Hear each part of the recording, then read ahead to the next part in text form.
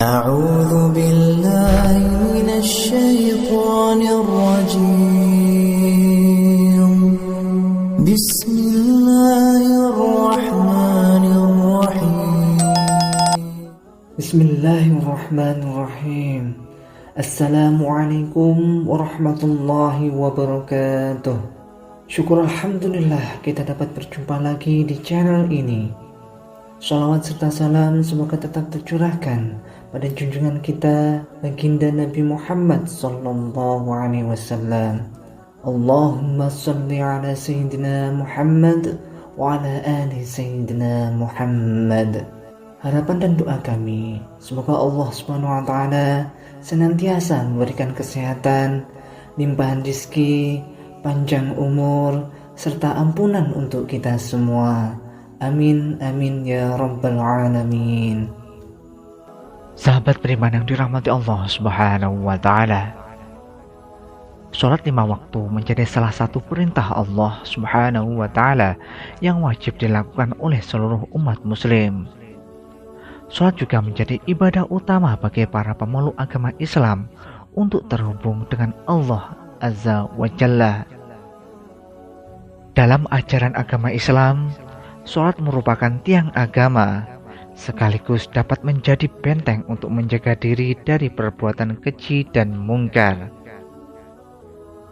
Lantas, bagaimana tanda-tanda Allah Subhanahu wa taala menerima salat kita? Memang setiap amalan termasuk ibadah salat menjadi urusan setiap muslim dengan Allah Subhanahu wa taala. Namun, ada tanda-tanda ketika Allah menerima salat yang kita kerjakan. Berikut ini 6 tanda Allah menerima salat ibadah yang kita kerjakan. Yaitu pertama, munculnya sifat tawadhu.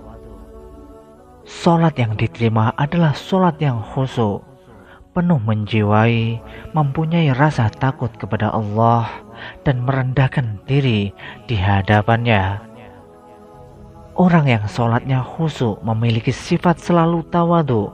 Alhasil, orang-orang yang sholatnya diterima oleh Allah Subhanahu wa taala adalah orang-orang yang rendah diri terhadap sesama, tidak sombong, dan selalu mengagungkan kebesarannya. Tanda yang kedua adalah tidak sombong kepada makhluk Allah Subhanahu wa taala. Sikap tawadhu dalam sholat melahirkan jiwa rendah hati, sehingga dalam pergaulannya dia tidak sombong kepada sesama manusia. Kekuasaan, kekayaan, dan ilmu pengetahuannya tidak membuatnya tinggi diri.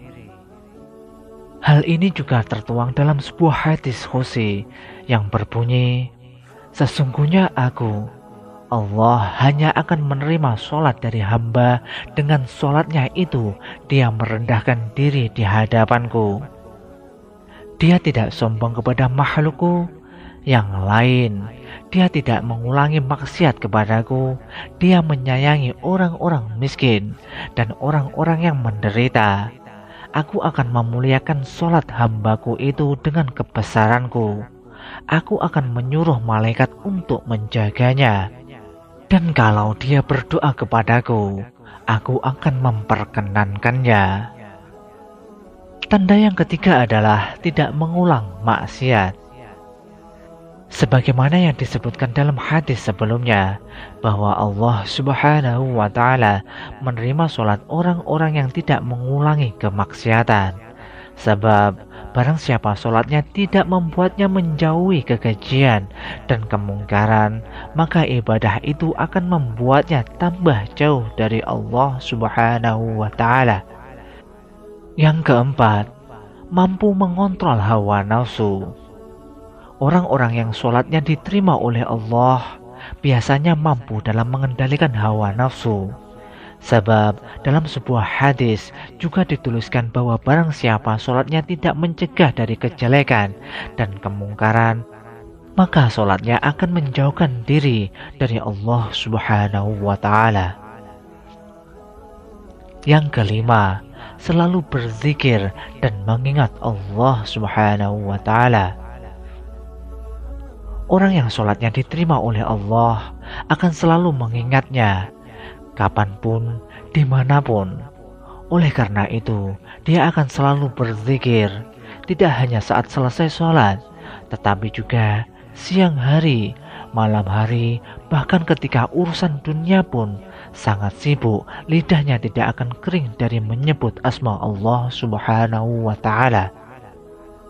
Yang keenam, menyayangi orang miskin.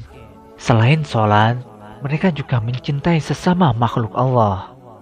Mereka tidak hanya menjaga hubungan dengan Allah, tapi juga dengan sesama manusia, terutama orang-orang miskin.